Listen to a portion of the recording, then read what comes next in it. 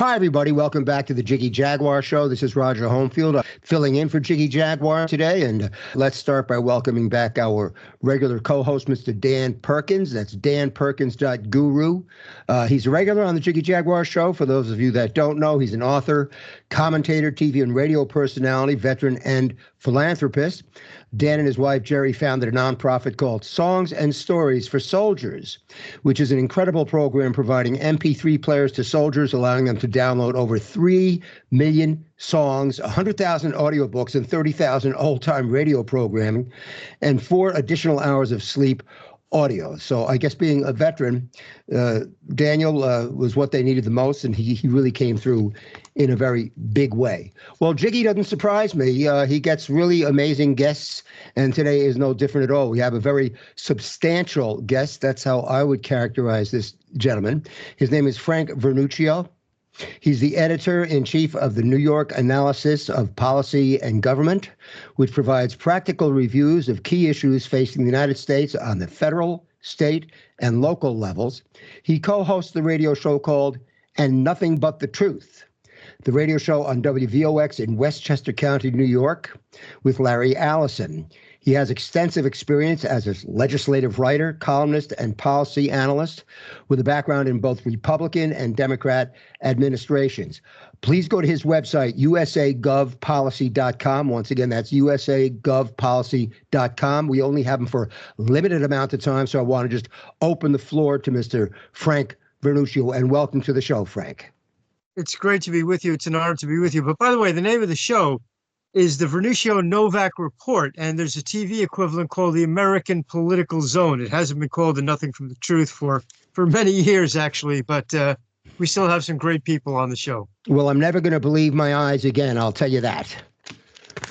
So much for that. Okay, Frank, take it away. I know you want to talk about the swearing in yesterday, but anything you want to talk about? It was certainly an auspicious day, and it was somewhat unusual in that generally when you have a candidate becoming the president, they tend to moderate their views back. You know, they promise one thing during the campaign and they get to take that oath of office and they give the inaugural speech and they kind of pull back a little bit. They moderate. They say, well, you know, we're going to reach out to everyone. But Donald Trump is an unusual gentleman becoming president for the second time. In his inaugural address, he said he was going to do, what a shock, exactly what he said he campaigned on. He was being truthful to the voters then, and he's being truthful to the citizens now. And I think that shakes up the Washington establishment quite a bit. The difference between this time and his first term is that he's no longer a novice in politics. In a way, that odd break between his first term and his second term gave him the chance to really get his feet into the political world, which he had not been familiar with before. He knows where the bodies are buried, so to speak. He knows how to proceed and get that agenda that he has promised to the people actually passed the second time around. I think a lot of people are very hopeful. A number of the folks I spoke with today are saying, you know, for the first time in 4 years, I'm not waking up thinking, what is the White House going to do to screw up the country today? Instead, they're waking up saying, what is the White House going to do to make the country better today? So it's a hopeful day for the rest of the country. Hear, hear. Bravo. Dan? Well, I have a bunch of things to talk to you about, Frank. I did a morning show every Tuesday. I have a morning show, and we were talking about the inauguration and what was going on. And I said to the host, who I've been on his show for years, I said, I'm going to ask you a question that I guarantee you, I have not been able to find anybody in the news media who's asked this question. And I said to him and left him speechless. What do you think the chances are that Donald Trump pardons Joe Biden? I don't think the chances are very good because the president wants to clean up government. And considering the 15 minutes before Biden left office, he pardoned the rest of his crime family, leads me to believe that President Trump would go back on his word to clean up government. Clearly, there is a lot in President Biden's 4 years that we have to take a closer look at. And in some ways, by the way, that pardon is going to backfire on Joe Biden. Let me explain why. We all know about the Fifth Amendment. You can't be forced to incriminate yourself. However, now that those folks in the Biden crime family can no longer be sent to jail, can no longer be punished, they have no excuse not to answer questions if there's a congressional review. If they decide not to answer, they can be compelled to do so under contempt of Congress citation, or if they go to Congress and respond to the questions and answer falsely, they can be tried and convicted for perjury, not for the underlying crime, but for perjury. So those pardons might very well backfire on Joe Biden. But I don't think that this administration is going to let Joe Biden off the hook. I don't think they're going to make it a priority, to be honest with you. I think they have a lot of other things they want to get done first.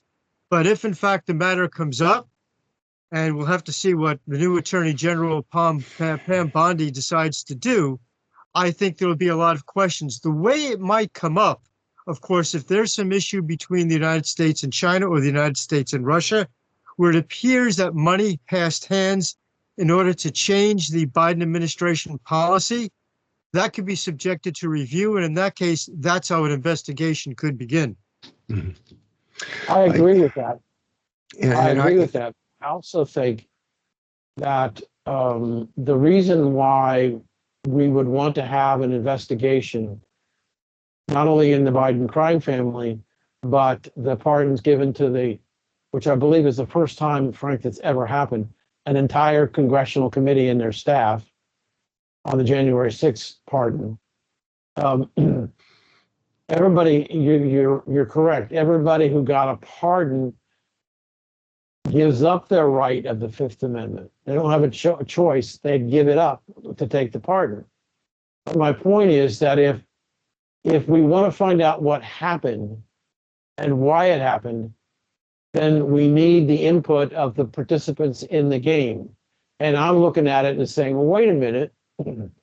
If we can find out information, and if we can give Joe Biden a pardon, we can get the information hopefully we want, but at the same time, we can put ourselves in a position that if the Congress decides that there are things that need to be changed, then we can legislate for that. But if we don't get all the information, and yes, I agree that Joe Biden is Mr. Big, and I believe that the family all financially benefited. We've already proven that, but we have to figure out how we fix it. It's important to understand how it happened, but more important is how do we fix it so that it doesn't happen again? How do we change the Justice Department so that it doesn't weaponize a future opponent of a person running for public office? And so we need the input from the people who created the opportunity. I think, for example, when the special counsel, Mr. Hur, announced that Biden had in fact broken the law relative to the Presidential Records Act, but he said that he didn't feel he could successfully prosecute him because of his age and his infirmity, that he would be a sympathetic defendant and probably wouldn't get convicted. Therefore, even though he admitted that he broke the law, he wasn't going to prosecute. Conversely, we had in Hillary Clinton's case, when she destroyed thousands and thousands of emails that were under subpoena from the Congress, the director of the FBI, Comey, said, wait a minute, I admit that she broke the law, but there is no prosecutor in the country that would have prosecuted her. I'm saying is if you break the law, you have to pay the price. And so far, it appears that Democrats can break the law, but don't have to pay the price. And we need to change that. Well, in the case of Joe Biden, I think it's going to be that decision by the Attorney General's office that he was too old and able-minded to be able to answer questions in a court of law will protect Joe Biden. Of course, they didn't say that he was too old and able-minded to be president of the United States, which is a real interesting comment by the Justice Department. I think one of the first of the executive orders that President Trump signed, of course, was the End Weaponization of Government executive order. And I think that really starts the ball rolling on how to prevent the Justice Department from doing that. In the earliest days of our republic, you might recall, and it is in the Constitution, there can be no such thing as a bill of attainder, which is a piece of legislation that says that you can't pass a law that affects only one person or one group of people in the United States. Well, in many ways, what the Justice Department did against Donald Trump was its own sort of bill of attainder, prosecuting him for crimes that no one else would have ever been prosecuted for. I think if you look at the intent of the anti-weaponization executive order signed by Donald Trump, then I think that you're going to see us starting to go down that path of returning that concept to American justice and American government. And Frank, So I agree with you too. And I think the important thing here is that this cannot be swept under the rug. There's been a lot said about, oh, we don't want retribution. And Biden's claiming that he has all these pardons because Trump is going to have retribution. When Trump was the one that was attacked, he wasn't the one that was weaponizing anything. This cannot be swept under the rug the way it was with Hillary Clinton. And it's because that was swept under the rug and nothing happened that we ended up in this position. The same thing with the J6 committee. I made light before saying, I got sick and I haven't been able to get better because I've been stunned by what's happened to this country. And I wasn't exactly joking. So what happened with the J6 committee is just unfathomable to me. And the 10%, the big guy, this all must come out. It has nothing to do with retribution. It has to do with accountability. And if we're not accountable, and if it's okay to commit influence peddling and all kinds of treason up and down with no accountability, we're not going to have a country.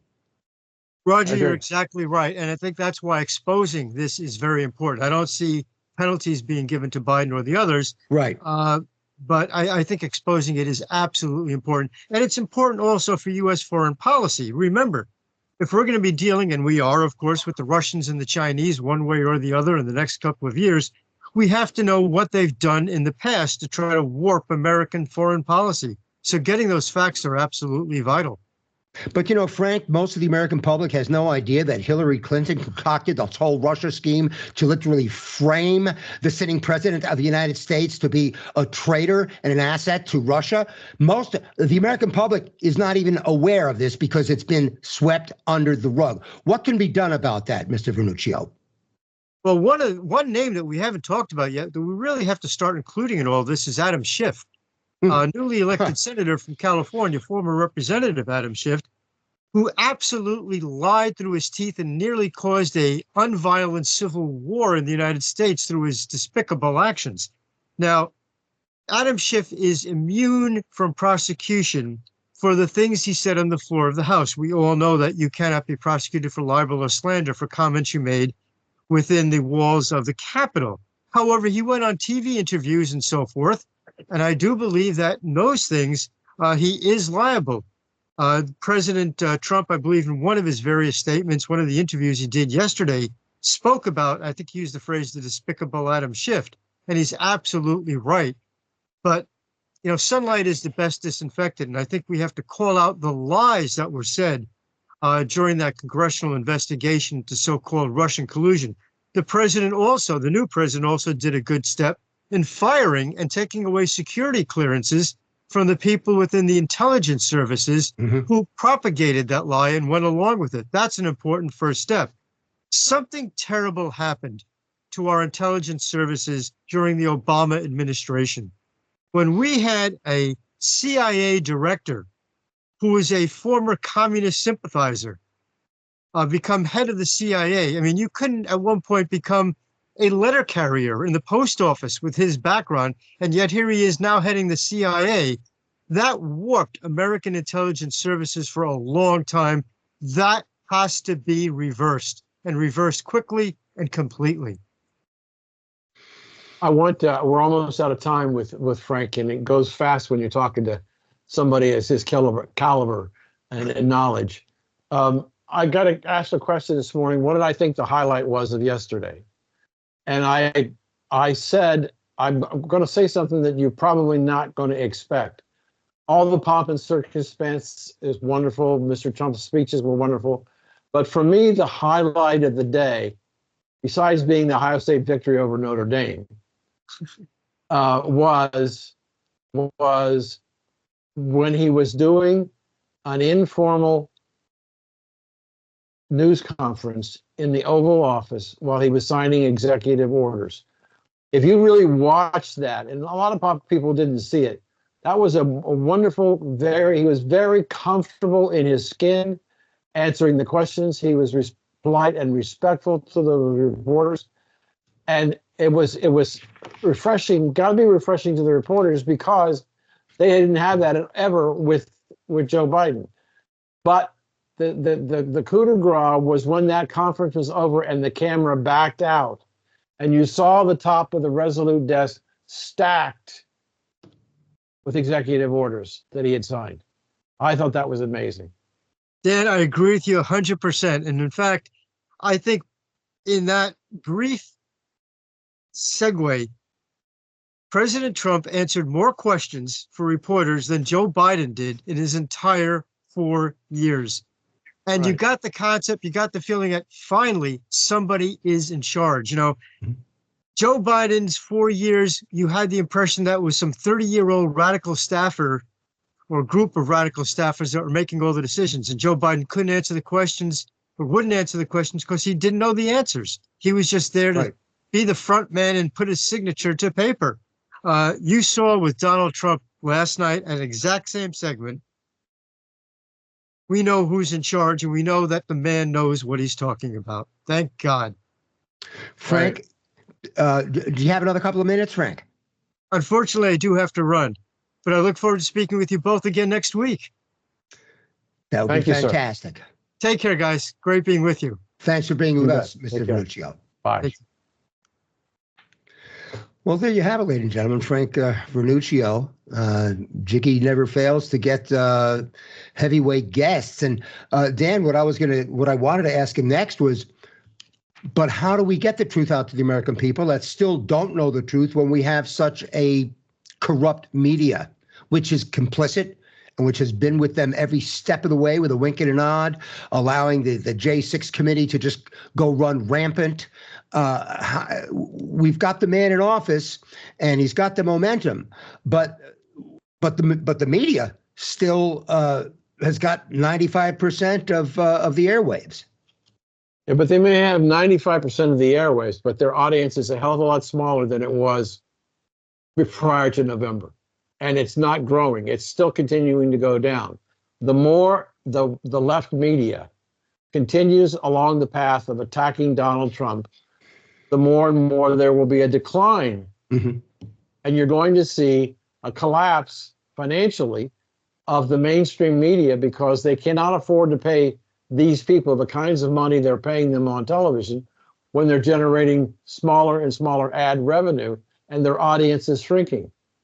I mean, I think that the Washington Post, in the time that Joe Biden was president, lost 93% of its paid subscriber base. They're losing tens of millions of dollars a year. And he's cutting payroll and he's doing other things. And he's trying to become supposedly more balanced. Even the New York Times is letting people go. The whole major newspaper and television left media is in very serious trouble. And so what we saw last night with Donald Trump in the executive office, I will look for Mr. Trump to continue to be communicating directly to the American people about what's going on, what he's doing, what progress he's making, where he needs our help to pressure Congress to do things. I think that that's one thing when you're in charge and you are the boss and you're in charge, you can do those things. When you're simply a talking head and you need somebody else to tell you what to say, can't function that way. He's got his Trump social media.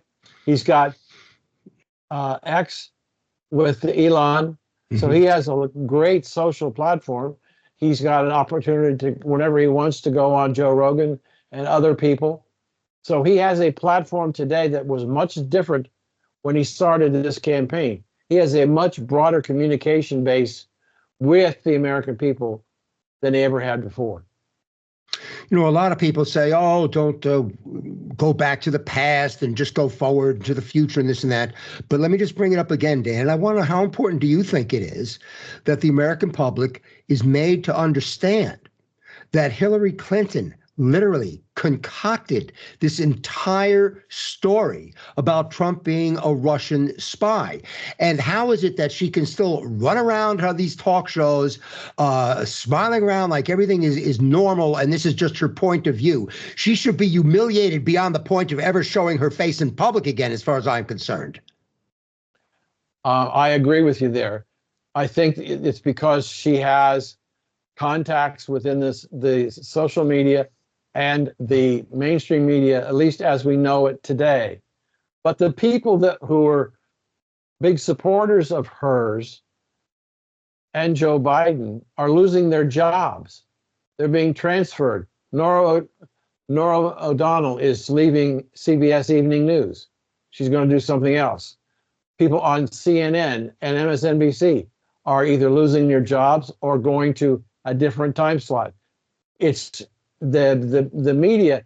There was a big brouhaha today about the fact that we had Facebook and we had the Washington Post and we had the New York Times and we had all these corporate media giants that were sitting ringside at the swearing-in ceremony of Donald Trump.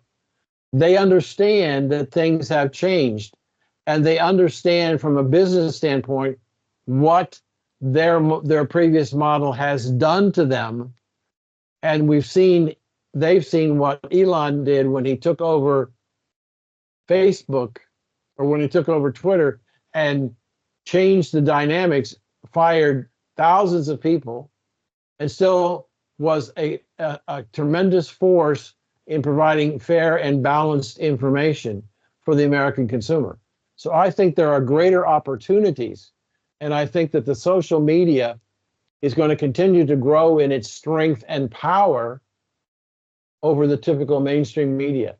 And it's going to be a difficult time. Comcast is selling off MSNBC and a bunch of other properties because they're not profitable any longer, and they need to get rid of them. And what happens to those organizations, whether they survive or go off the air, is up to them. I just think that the American people have started the revolution for the truth.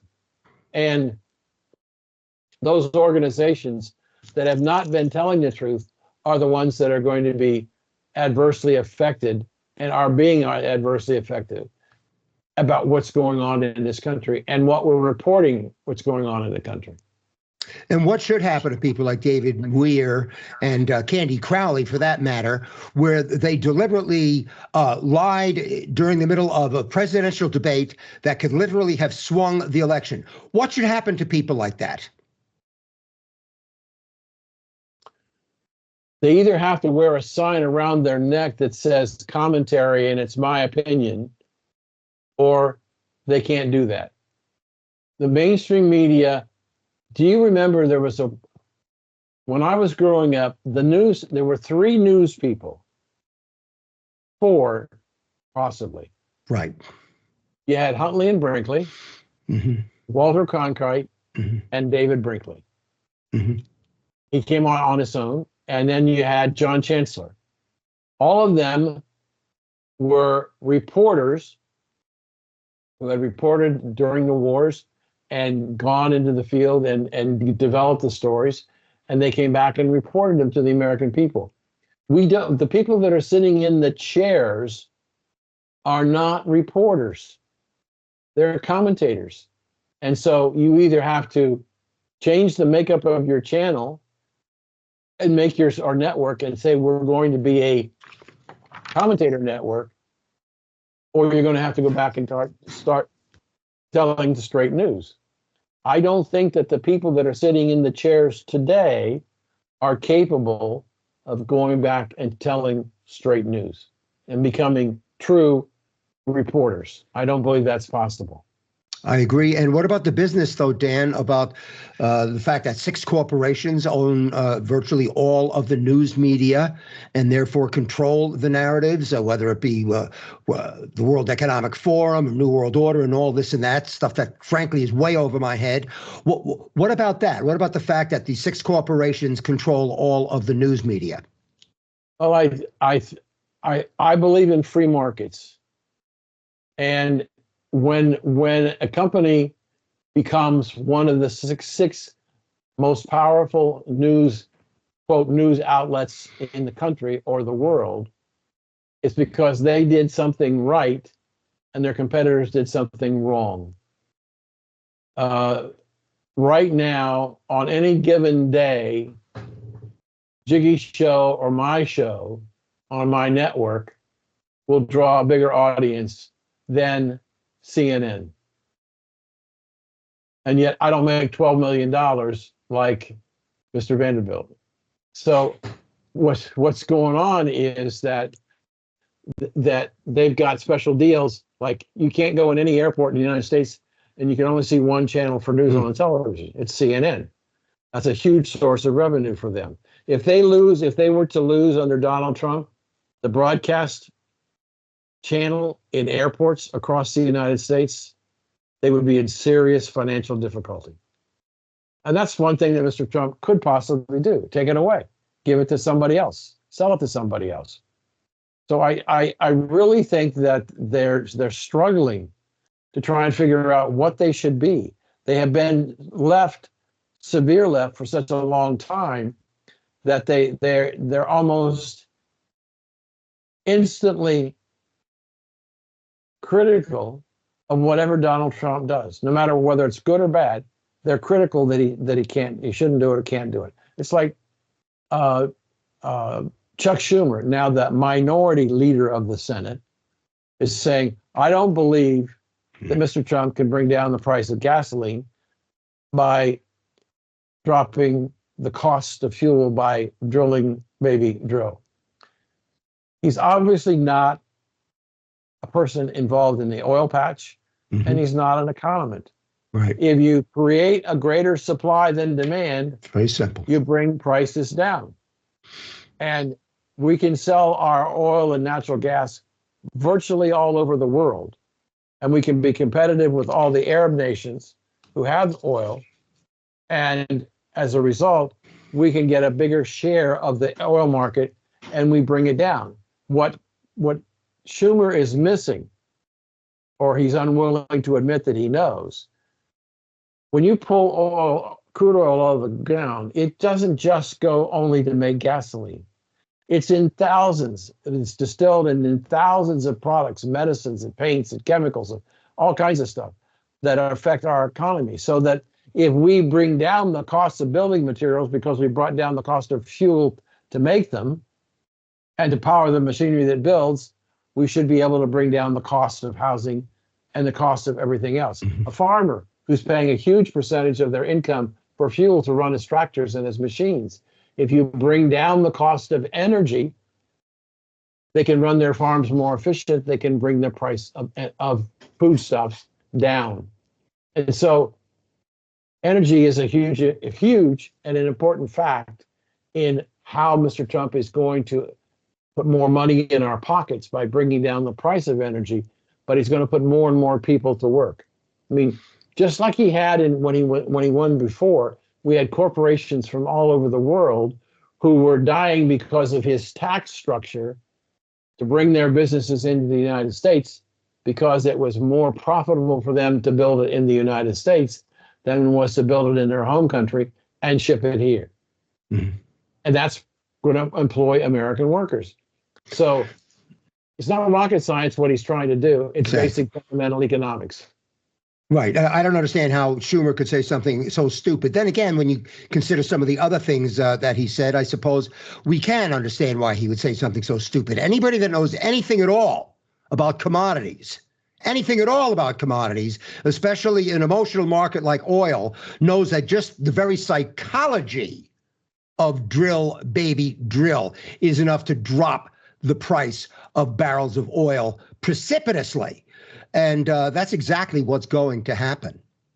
And when you start drilling and you increase the supply, if the demand doesn't keep up with the supply, the prices will fall. So that prices will fall at the pump, but they're going to fall on a lot of other things that we're going to look, wait a minute, I'm paying a lot less money for eggs and hamburger and lumber and roofing and all kinds of stuff, where energy is an important part of the process.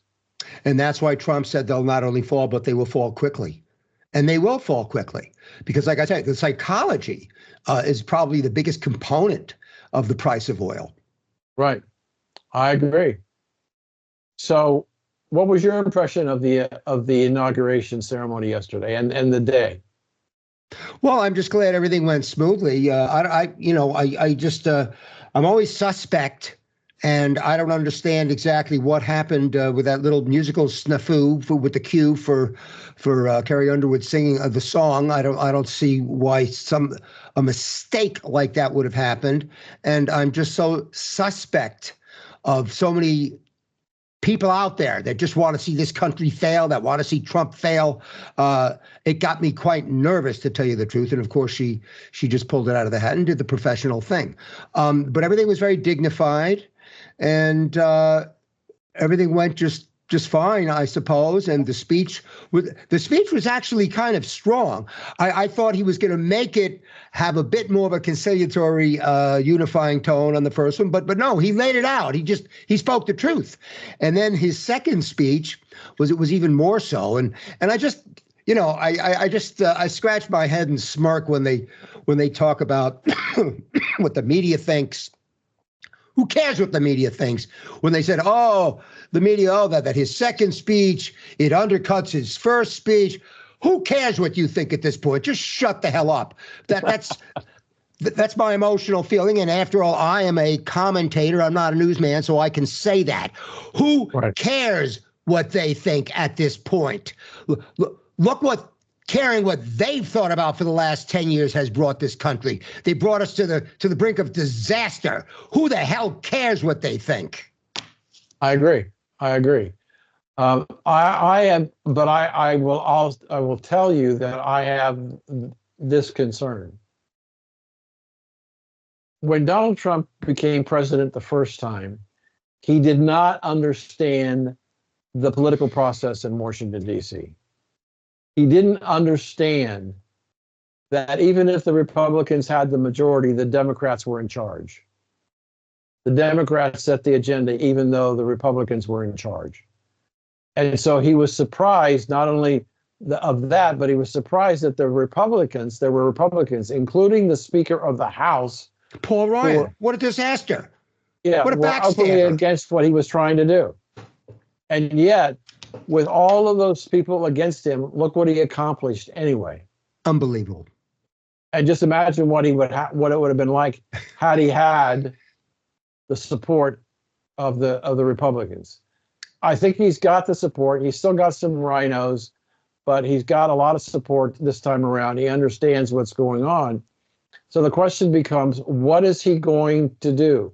And I have grave concerns that the one thing that he doesn't know is how bad it really is, how broken the country really is as it relates to the government and its treatment of American citizens. And I'm not sure that he can fix it in 4 years. Well, that's why they're going to have to literally just virtually almost close these agencies down and start from the ground up. That's how bad it is. And I do think he knows how bad it is. And, I did a little short show the other day when I about the FBI, see something, say something, because they were talking about copycats and all kinds of nonsense like this, trying to set up the American people so that the next terror attack, they don't blame jihad. They don't blame Islamism. No, they're just going to blame copycats. And I called in. It took an hour to get through with this see something, say something. And, for 10 minutes, they wanted to know if you wanted to report about January 6th. And I don't think there's any way that he doesn't know about it. And this Kash Patel is going to clean house. It's going to be a root canal like we've never seen. And that's exactly what they need, because the infection is so great. It's got to be completely disinfected and left with the bare minimum. So isn't that the same thing true of Pam Bondi and Justice? I think she'll do that. I think she will, and I think Kash Patel will do it. I think they will all do it. I think they all see it. How do they get rid of people? Fire them. Especially if they're government union employees. I don't know. That's something you would have to tell me. If you're saying that there are positions where you can't fire them, maybe they can put them out to farm in Siberia somewhere. Maybe they can send them to Iceland on an expedition, or the South Pole. I really don't know. Greenland? Oh, that's fine. They can humiliate them and make it so that they can't show their face anywhere. That's one thing they can do. Well, the other thing that they can do, most people don't know this, even though you have a union contract, and we got a little hint of what might possibly happen in his speech when he said that he was declaring a state of emergency at the border, which gives him the power under a state of emergency to fire people whether they have a contract or not, or a union. So he could possibly declare martial law. He could declare there's an emergency in Washington, D.C., and he could then begin to terminate people under what is called a reduction in force, or a RIF, and not violate the union contract, because the contract says that the government has the right to do a reduction in force. I wouldn't be surprised if that's where he starts reducing people who are in government protected jobs through the union, that he uses the reduction in force provisions of the labor contract to begin to get rid of people. Well, there you go, Dan. I knew you would come up with the answer. I knew you would find a way. And you're right. There is a state of emergency at the Department of Justice. There is a state of emergency at the FBI. Literally. Yeah. And Homeland Security. Absolutely. I mean, what they've done to this country, they literally almost toppled this country. And the American public needs to understand that. I know a lot of the Trumpers understand that, but a large swath of the American public still does not understand that this country was literally almost taken down like a calf, like a steer, wrestled to the ground by all different means. And they almost destroyed the United States of America, not just for American citizens and the American dream, but for the entire world. Because it's like Kash Patel says, the American dream, it's not just for America, it's for the whole world. Agreed. I agree. Did you happen to notice yesterday that he fired the head of the Merchant Marine? No, tell us about it. Well, it was just he just felt that the person was too woke in the way she was administering their Merchant Marine Academy, training people. Said, "You're gone, fired." And I also imagine, I'm curious of what you think about what Pete will do at Defense. I think he'll be fantastic. I was a little surprised that Larry Tracy said that he was a little disappointed with the pick. Of course, he wanted General Keane, and I think everybody loves him. I don't think anybody would have said, no, we don't want him. But I think Pete Hegseth will do a fantastic job. He's brilliant.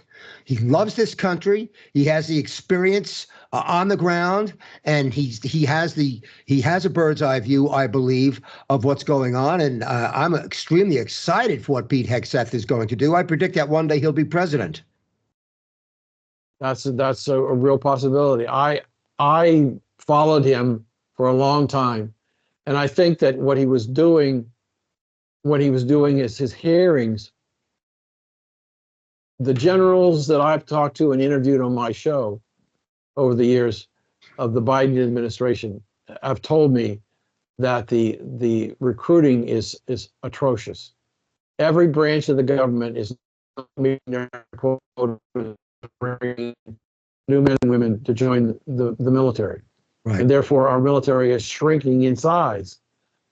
And what Pete brings is a totally different perspective, not of the general staff and administrators, but of the troops on the ground. And I think if you've got a dynamic, charismatic leader like him, who I'm sure will tell Donald Trump if he goes away for a week, unlike the current, or who was the former head of the Defense Department.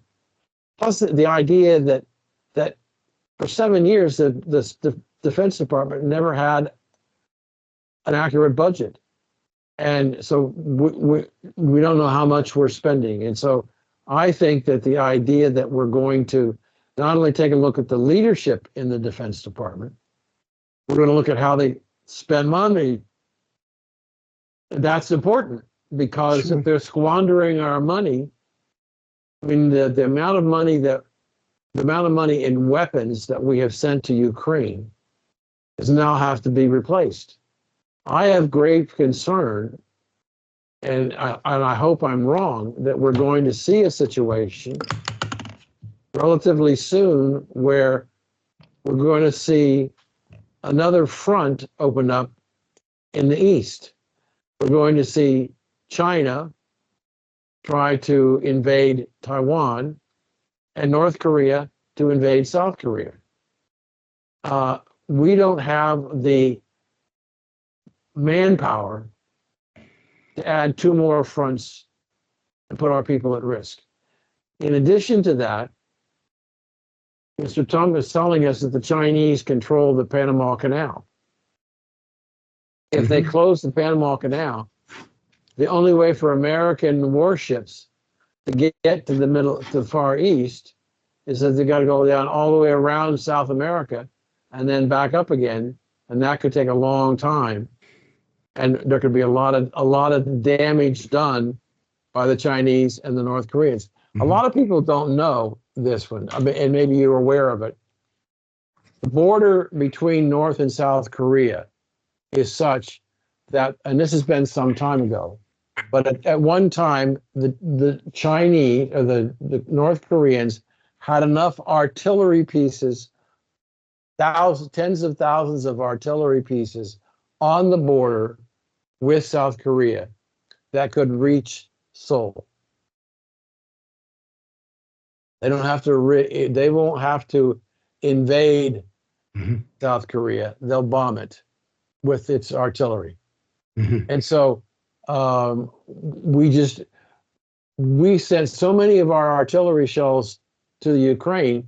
We have a very small stockpile. So there's not a lot we can do to support the Taiwanese army or the South Korea army, at least at the moment, because even if Mr. Trump wants to rebuild the American military, one, it takes time to recruit the bodies, and number two, it takes time to build the armaments. And so if we don't start doing that right away, we could find ourselves in a situation if China decides to want to go after Taiwan and North Korea wants to go after South Korea, we may not be able to help them.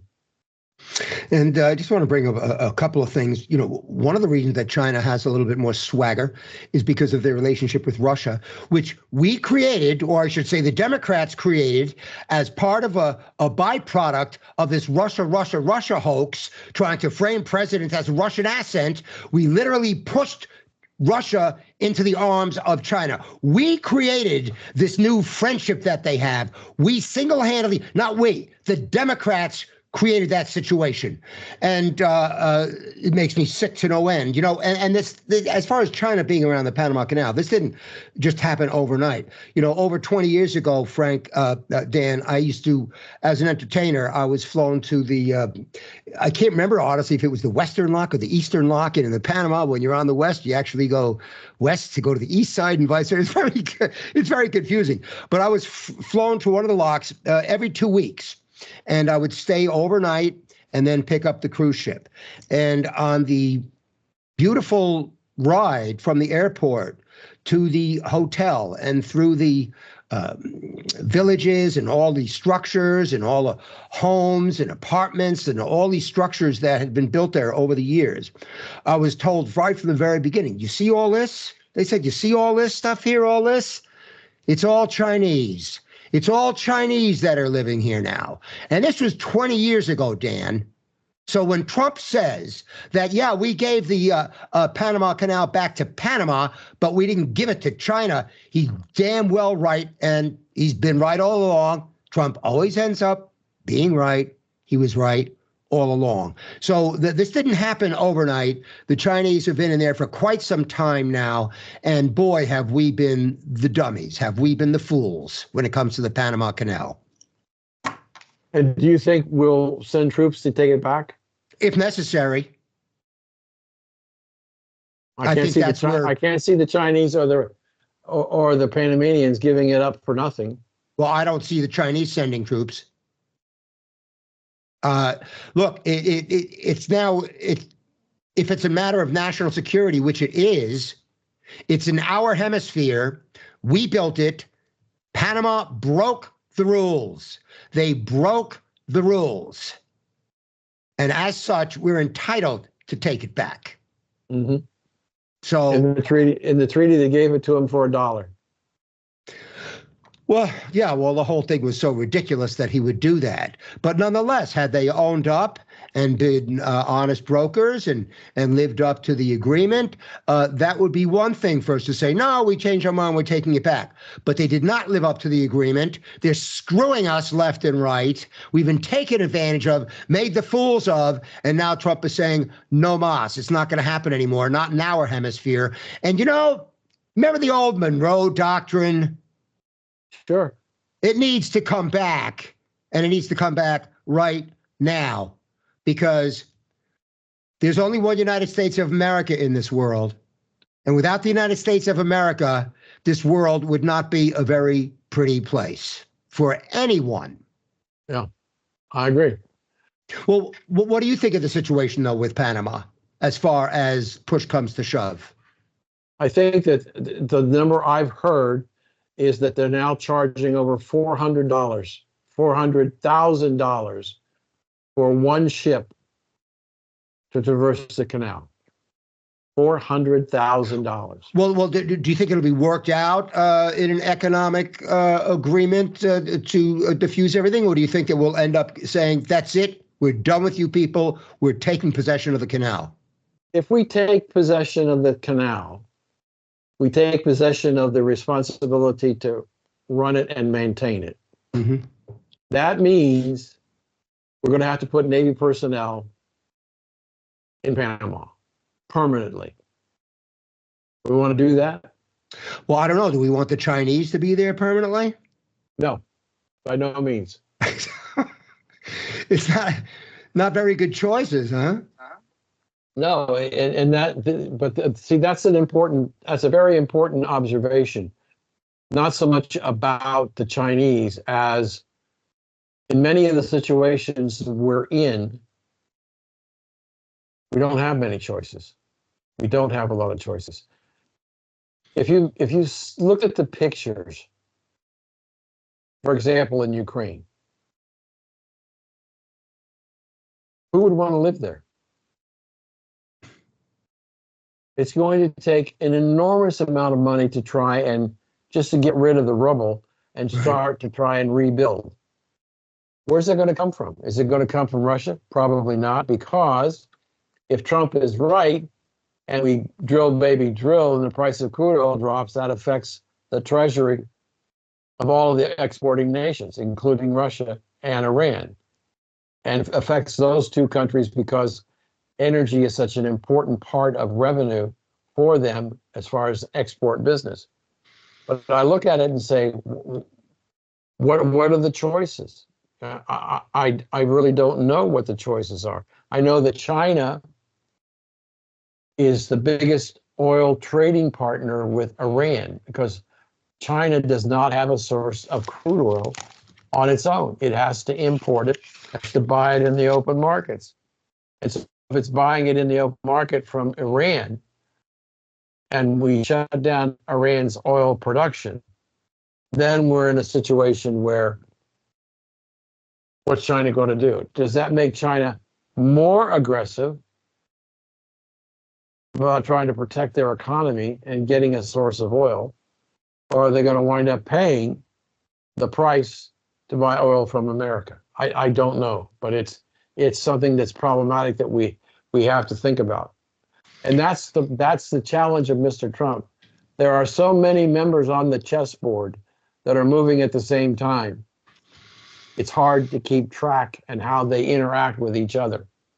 And it didn't that's have to important. be. It really didn't have to be, because when Trump says that Russia would not have invaded Ukraine had he still been president, he's absolutely correct. And to think that all this happened because of the corruption and everybody saying, oh, you don't believe in the 2020 election results. No, obviously not. The day before the election, when they completely blacked out the article about the 10% and the big guy and the influence peddling. I mean, just not to mention the entire 4 years of all the lies and the scams and all the hoaxes that they were coming up with. Of course, they rigged the election. It wasn't rigged just overnight in one day. It was what they did for the entire 4 years. None of those things would have happened. What happened in Israel wouldn't have happened. And to just think that the whole world was literally lit on fire because of the greedy, corrupt desires of the Democrat Party, that they didn't give a damn about America or the entire world, only their control. And look, I'm a JFK Democrat.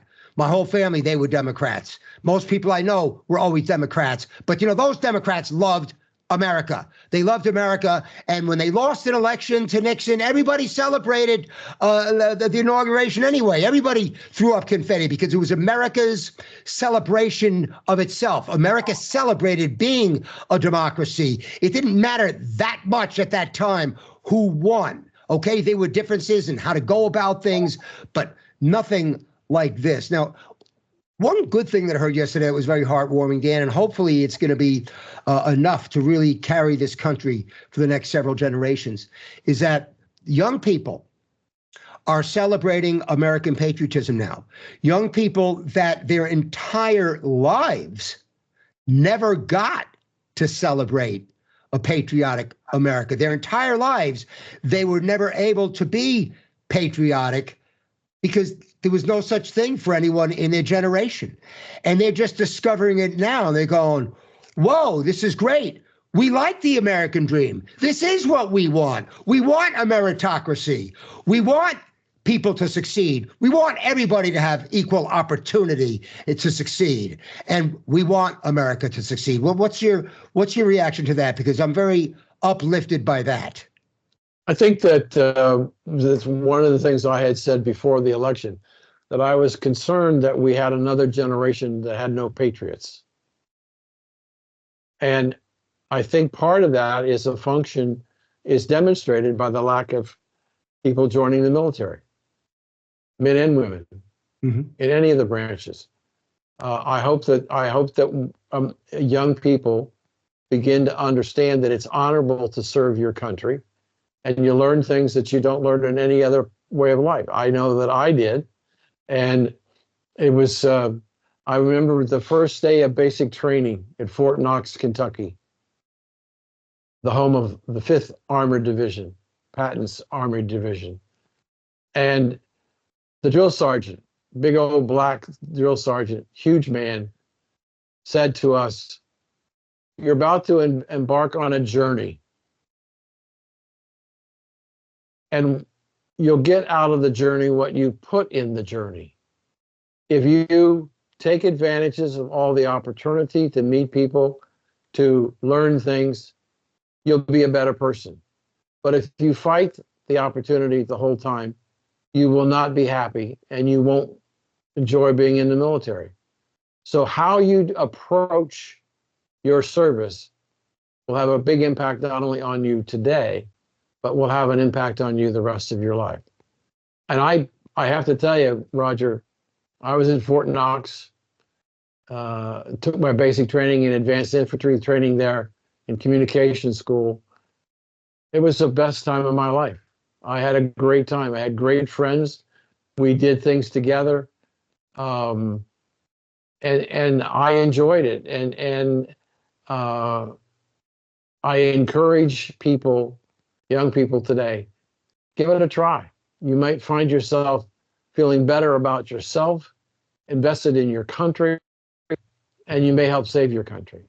And I think we need to do that. We need to encourage young people to seriously consider. One of the things we learned, and I know we only got about 3 minutes, one of the things we learned last year was that the elites believe they have control of our country. The elites on the college campuses, especially the Ivy League schools, believe that they were smarter than the rest of the country, and they could protest and demean other people because they were the elites. They could make the decisions. And what happened was that parents began to question whether it was worth it to pay the kind of money to go to an Ivy League school. But more important than that is that young people began to understand that there's a possibility they could make more money in the trades than going to college and get a college degree and maybe enjoy their life and have a better life. So that changed, and that's part of the patriotism that I think that's taking over in our country today with Mr. Trump as the head, the chief patriot. Yes, the chief patriot.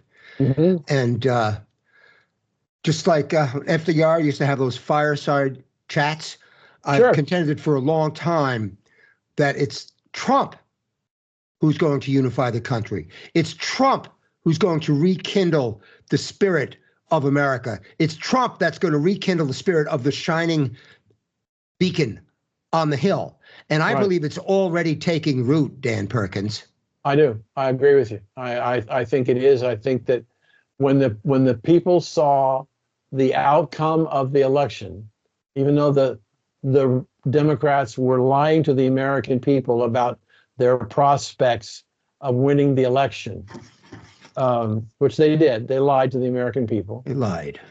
Yep, they lied and misled them and took their money, billions of dollars, and lost it and didn't produce anything positive out of it. The American people, when they saw the turnout, they saw how much he won all the border states and the blue wall, and he won the popular vote.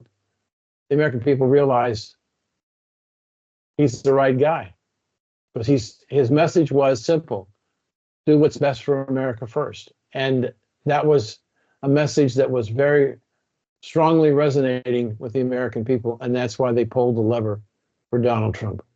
Absolutely. And folks, and the young folks, I'm sure that they realize this: America first doesn't mean America only. It doesn't mean America first and damn the rest of the world. That's not what it means whatsoever. It means America first as far as we need to get ourselves as strong and whole spiritually, wealth-wise, emotionally, militarily, everything across the board. We need to make America as strong as we can possibly be. And that's when we're in a position to help every other country and every other person in the rest of the world. And I think we're done.